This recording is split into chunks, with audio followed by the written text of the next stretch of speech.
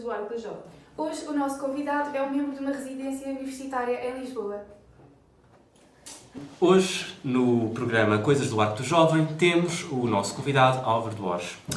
Álvaro é residente da Residência Universitária do Lumiar e vem hoje falar um pouco sobre a sua experiência e sobre as suas opiniões quanto ao tema de alojamento estudantil.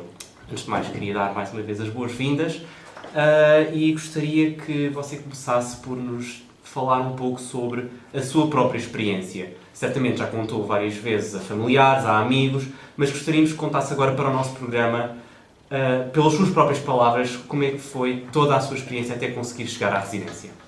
Bom, em primeiro lugar, muito obrigado pelo vosso amável convite, do qual obviamente aceitei. Eu posso começar a dizer que no dia que recebi, digamos, os resultados da entrada na faculdade, fiquei muito contente, né? A minha família, mas à partida a nossa maior preocupação era a residência e o alojamento, onde é que eu ia ficar, onde é que eu ia dormir. E portanto, e o facto de ser insular das regiões autónomas, eu sou dos Açores, e o facto do distanciamento ser muito longo, ser de 1500 km, nós tivemos que comparar a passagens, foram passagens muito caras, a rondar, posso dizer-te, os 1000 e tal euros. E depois, quando chegarmos cá, tivemos que ir à inscrição ali na faculdade, não é? E estávamos desamparados, não tínhamos ninguém que pedíssemos as soluções. Portanto, eu constatei, quando cheguei cá, que havia desinformação, que não havia preocupação e, portanto, aquilo que senti foi que não tinha amparo de ninguém perante ter uma resposta para ter residência. Esta era a minha maior preocupação. Então, serias capaz de nos descrever apenas numa só palavra como é que foi toda esta experiência para ti? Emotiva. Emotiva? Porquê essa palavra? Emotiva por duas ordens de valores. Em primeiro lugar, por uma ordem de valores de pessoal. E em segundo, também afetiva. Em relação a pessoal, tem a ver com a minha avó, com a minha experiência familiar. A minha avó, isto também é bom dizer que é bom também a contar a minha experiência, a minha história de vida um pouco mais para trás. Sou oriundo de famílias humildes, sou o primeiro membro da minha família a entrar numa universidade, numa licenciatura. A pessoa da minha família que tem o grau mais elevado de habilitação literária é o meu primo, que tem o 9º ano. E, portanto, é uma enorme alegria e orgulho, assim, para eles, eu estar cá. E a minha avó, agora indo diretamente a ela, foi sempre uma segunda mãe, digamos, para mim. A minha mãe, quando estava a trabalhar, era a minha avó que educava-me, que tomava conta de mim, que ficava comigo. E ela depois começou a ter, doença de Parkinson. E eu, com 12 anos, em 2012, tomava conta dela, ou seja, os papéis inverteram-se. Eu até cheguei a tirar fraldas à minha avó, portanto chegou a um papel mesmo de emoção. Um miúdo de 12 anos a tirar a fralda a uma senhora ou uma idosa de 85 anos, digamos que para a postura de uma idosa é difícil compreender, não é? E então sempre tive esta relação muito próxima com a minha avó. E ela sempre teve um orgulho em mim de chegar muito longe assim, na vida. E ela faleceu a 10 de setembro de 2012. E eu inscrevi-me aqui no dia 10 de setembro de 2018. Fazia anos que a minha avó tinha falecido. Importante. Um marco importante na vida. E então cheguei lá à faculdade e comecei logo a nossa maior preocupação, a minha e a dos meus pais, era onde é que eu ia ficar, a residência, como disse há bocado. E a ninguém sabia me explicar. Diziam que, isto leva meses, é um procedimento muito complicado, que leva muito tempo. E a minha mãe começou a chorar, é verdade, ficamos com emoção muito grande. E houve uma senhora, uma doutora dos serviços de ação social, estava lá e que viu o nosso caso que era muito grave, estávamos a chorar, não é? E ela disse, bom, vocês que vão ali aos serviços de ação social, ainda para ver se dá tempo, para ver se conseguem, não é? Depois nós fomos à pressa, nem sequer eu quis ver a faculdade, como aqueles fazem aqueles roteiros, não é? E não me importei porque a nossa prioridade era a residência, não é?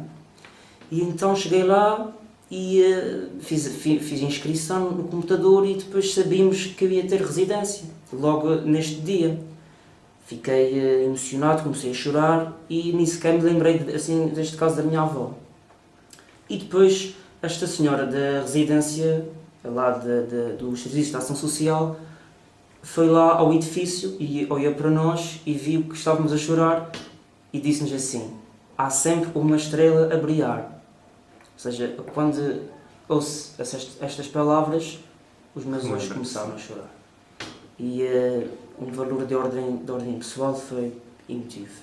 E também o segundo, que também está interligado, é a emoção envolvida. Os meus pais começaram a chorar, porque se eu não tivesse residência, não estava aqui a falar contigo hoje.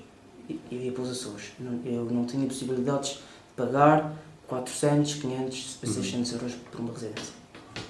Digamos então que toda esta experiência acabou por até impactuar as tuas primeiras experiências cá em Lisboa. Até porque, como tu disseste, nem sequer foste capaz de ver a faculdade, houve todas estes impasses, por assim dizer, que acabaram sempre por forjar um pouco estas primeiras experiências. E, muito possivelmente, também as experiências posteriores. Sim, houve uma profunda falta de desinformação na minha faculdade, uma despreocupação imensa por parte das pessoas que vinham de fora, das regiões autónomas, dos PALOP, uma falta de organização completa, não havia... feito paraquedas. Eu cheguei lá e dizia, oi, desenrasca-te. Ninguém estava preocupado, só queriam era mostrar a faculdade, saber qual é os cursos, etc. E, bem, eu não me importava com isto, queria era mesmo saber onde é que eu ia dormir, que esta é a minha principal preocupação, não é? Que quem vem de fora tem este objetivo e tem esta prioridade máxima que é o alojamento. Há muitos casos que, infelizmente, em Portugal, que estão nas notícias e que estão à vista de todos, de estudantes que dormem no seu próprio automóvel porque não têm residências. Desde quando é que isto se vê num país desenvolvido? Falando e pegando então na questão da falta de informação de que tu falaste até mais de uma vez ao longo destas perguntas, tu tens algum conhecimento de iniciativas de alojamento que estejam associadas a algum partido político em específico? Ou, tomando como início essa tua falta de informação, achas que não encontraste então informação suficiente sobre esse tema? Bom, a dizer em primeiro lugar que sou independente. Eu não estou ligado a nenhum partido político, é bom realçar isto, mas defendo sempre ao máximo as reivindicações por parte da minha região, das regiões autónomas e por parte das residências em particular. Mas tenho, e respondendo concretamente à tua pergunta, eu tenho participado em várias iniciativas, quer do PSD, da JSD e do CDS. Em meados de março fui à Figueira da Foz, na Universidade da Europa, foi protagonizada pelo PSD, JSD e pelo Instituto Sá Carneiro. Teve lá várias figuras públicas, incluindo eurodeputados, o Dr. Carlos Coelho, o Dr. Paulo Rangel e Lídia Pereira, que é número 2 às europeias. Teve lá também o ex-primeiro-ministro da Irlanda no tempo da Troika, o presidente do APPE e o comissário europeu, a Carlos Moedas. Eu fiz perguntas a todos sobre as regiões autónomas, sobre as regiões autónomas e sobre também as residências. Fiz estas perguntas. E as respostas foram muito vagas. Não sabemos, estamos a trabalhar, já fizemos projetos, já fizemos propostas, mas nunca foi-me dada uma resposta em concreto, uma resposta que me dissesse, olha, estamos a trabalhar, no próximo ano vai ser implementado. Nunca ouvi esta resposta.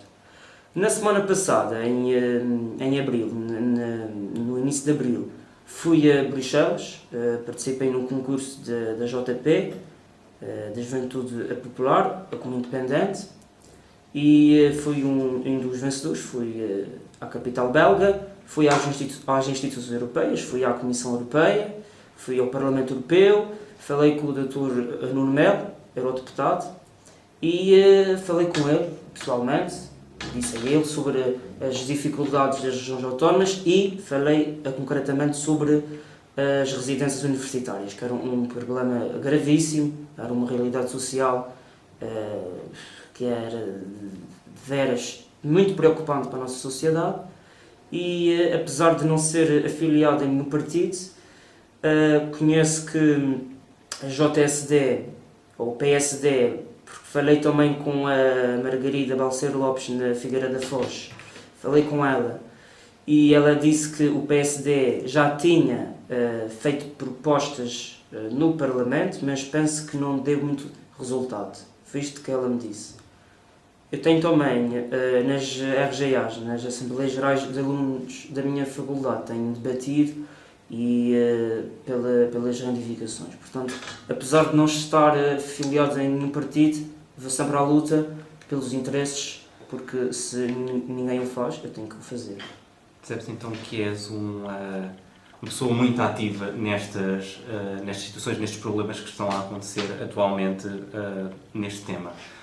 Eu gostaria de saber então, sendo tu um participante ativo, tendo mais ou menos noção do que é que se passa, do que é que está a ser dito, tanto nacionalmente como até em conferências internacionais, sobre o tema em particular, eu gostaria de saber, hipoteticamente, quais é que seriam as iniciativas que nós, aqui e neste momento, deveríamos ter como foco principal para tentar superar o problema que existe de falta de residências, falta de condições, problemas principalmente, como é o teu caso, de pessoas que vêm de fora e que veem às vezes a sua vida a ter de parar ou a ter de mudar completamente devido ao problema de não haver espaço para os alunos.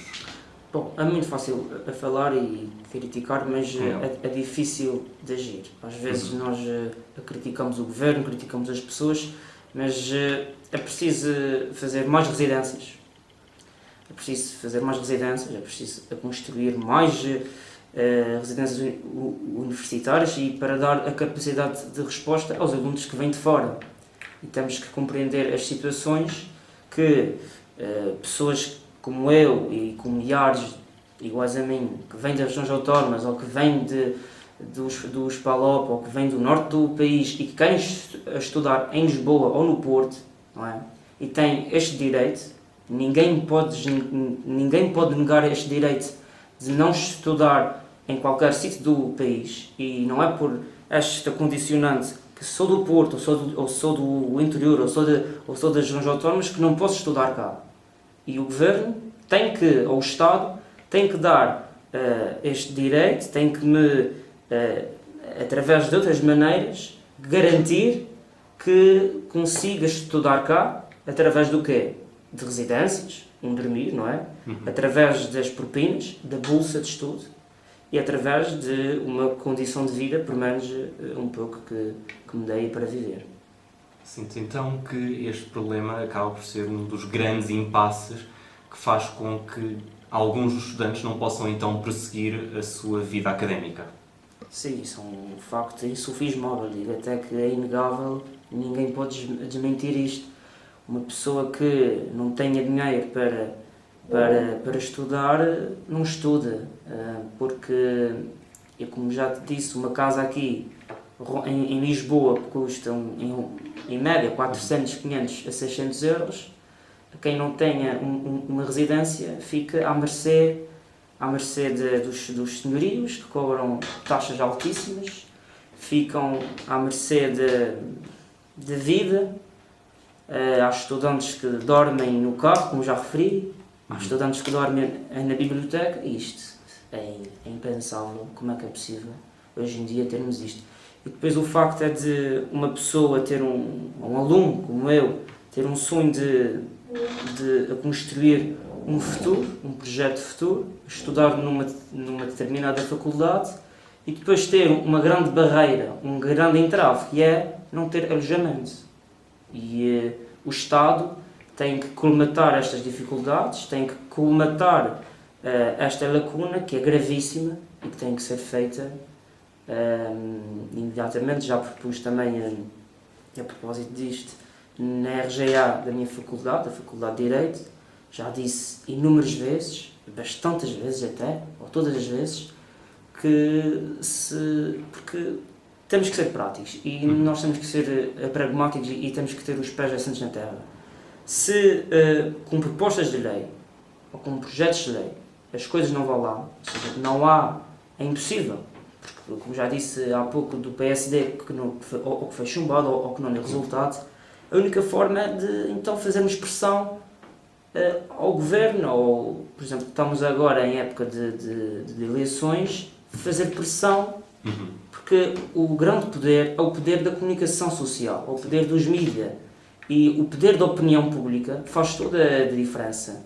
E se o governo se sentir-se pressionado, há uma tendência que possa haver uma esperança para que haja mais residências, haja mais condições para alunos como eu, que felizmente tive residência, mas penso em muitos outros, milhares, ou a maioria deles, que não têm residência. E repara bem que eu luto pelos que não têm residência, porque eu já tenho. Eu tive mesmo no primeiro dia e luto sempre, vou sempre à luta, bato-me sempre por os meus colegas terem os mesmos direitos daqueles que eu tive também. Nós acabamos por nos focar, em grande parte desta entrevista até agora, nós focámos um pouco nas iniciativas que tu e muitos outros, enquanto estudantes, tentam puxar em frente, e também focámos um pouco sobre o papel que os partidos ou que o governo em si tem em toda esta situação. Eu gostava de focar também um pouco sobre o poder que o próprio ensino superior possa ter neste problema. E pega até nas palavras do Presidente do Conselho de Reitores das Universidades Portuguesas, António Fontainhas Fernandes, que fala que existe no ensino superior uma falta de tempo para reflexão sobre estes assuntos. Eu gostava de saber se tu consideras que esse é de facto o maior problema e qual é que é o papel que as próprias faculdades, que a própria universidade pode ter e pode trazer para a mesa para ajudar a superar este problema. Bom, acho que a universidade tem um papel fundamental, a academia tem um papel crucial e acho que temos que sentar-nos à mesa, debater. E falaste aí desta conversa, Falta de tempo de reflexão. esta falta de tempo de reflexão. A reflexão já está feita há muitos anos. Falta pessoas para construir este projeto, que há muito já está refletido, já está pensado, já está debatido. As pessoas não querem agir, ou das duas uma, ou por falta de iniciativa, ou porque não querem fazer. Ou porque nós estamos aqui a brincar com coisas sérias. São jovens com a minha idade, 18, 19, 20, 21, querem estudar e não podem porque não têm alojamento, porque há falta de calma, isto é impensável. E a reflexão já está mais do que feita. E temos que... A opinião pública é fundamental e eu tenho sempre uma máxima na minha vida que é que o poder da palavra é capaz de vencer a palavra do poder. E nós temos que ir em frente e não ter medo das palavras e não de ser, digamos assim, politicamente correto. Temos que afastar-nos do politicamente correto. Temos que deixar disto para trás. Temos que ser pessoas pragmáticas e ter os pés assentes na terra e fazer aquilo que as pessoas precisam e ver os problemas sociais, porque repara bem, porque muitas pessoas estão sentadas nos seus gabinetes dias, horas a fio e estão fechadas numa espécie de casulo e não sabem, digamos que estão fechadas numa redoma e que não se apercebem das realidades sociais que estão a acontecer lá fora, como as residências universitárias, a falta de residências ou a falta de condições. E estas pessoas não percebem as dificuldades que os jovens sentem. E, portanto, a reflexão acho que está mais do que feita. é preciso agir imediatamente. E gostava também de pegar no assunto de todas as pessoas que tu tens contigo na tua residência, ou os sortudos, se é que assim os até podemos chamar. O ano passado, em maio de 2018, saiu uma estatística em que conseguimos determinar que aproximadamente 86,5% dos alunos do ensino superior encontravam-se deslocados e não tinham lugar numa residência estudantil. Eu gostava de saber, não só da tua opinião em si, mas também das pessoas com quem tu partilhas, por exemplo, residência, se existe uma espécie de noção de que este número é tão elevado e que é uma coisa que afeta, assim, uma grande camada da população estudantil. Se há essa noção no ar, se há... A noção há. Agora, porque realmente sabes muito bem, nós somos uns privilegiados. Digamos que uma noção existe, mas só que não temos bem a percepção, porque quando damos as coisas por adquiridos, já não perdemos aquele valor, ou digamos aquela, como é que é de explicar, quando, antes de termos a residência, existe aquele valor emotivo, como te falei há pouco. Sim. Ficamos emotivos, e depois de termos a coisa como adquiridos, parece que desaparece. E aquilo que dizes é, nós temos a noção, obviamente, mas eu penso que falta dar mais capacidade crítica e saber valorizar aquilo que temos. Porque existe, como disseste, 86%, não é? Aproximadamente 86,5%. Não tem. Isto é um número dramático, assustador, e um governante que não veja estes números é cego. Gostaria apenas de terminar perguntando se tens algumas palavras que queiras dizer a todos aqueles que neste momento estão a passar por este problema. Principalmente tu, que acabas por ter uma participação tão ativa em tentar combater contra isto. Se queres deixar alguma mensagem para as pessoas que ainda hoje continuam a ser afetadas, que ainda hoje passam pelos problemas que tu, felizmente, não tiveste de passar durante tanto tempo como alguns que acabam por ter de passar, lá está, meses, como tu dizes, por exemplo, nos carros, na biblioteca, a fazer a sua vida de uma maneira tão estranha. A mensagem é um pouco difícil, porque às vezes a melhor mensagem para dizermos das pessoas é colocarmos no papel dela ou no lugar destas pessoas. Eu, se estivesse no lugar destas pessoas e se me deparasse que não tinha residência, que não tinha capacidades financeiras para onde dormir, eu fazia os possíveis e os impossíveis para ter residência. E a todo o lado.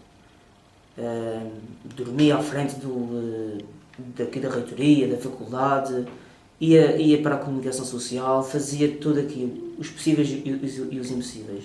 O importante é nunca deixar de lutar, nunca baixar os braços. É a pior coisa que se pode fazer, desistir. A palavra desistir não pode constar no dicionário de qualquer jovem que tem os seus sonhos bem focados, bem concentrados, bem centralizados para o seu futuro. Isto nunca pode acontecer. E a mensagem que digo para estas pessoas, infelizmente, é isto: é que temos pessoas como eu, e espero bem mais outras queiram se juntar a mim como ativistas para lutar pelos direitos destas pessoas, pelos direitos que elas merecem, que têm os direitos à educação, ao bem-estar, e que se encontrem nesta posição que, infelizmente, acontece no nosso país. Há muita gente, infelizmente. Acabamos então o nosso programa com um apelo ao ativismo da parte de todos, não só de estudantes, como também do governo, como também da própria academia. Álvaro, queria-te agradecer mais uma vez pelo teu tempo e a todos aqueles que nos estão a ver. Espero que tenham gostado do nosso programa e que estejam dispostos a ver os outros que nós temos preparados para vocês. Obrigado.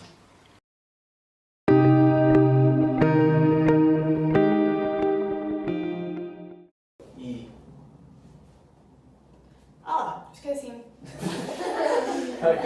Conseguiste fazer um final melhor que o Igor.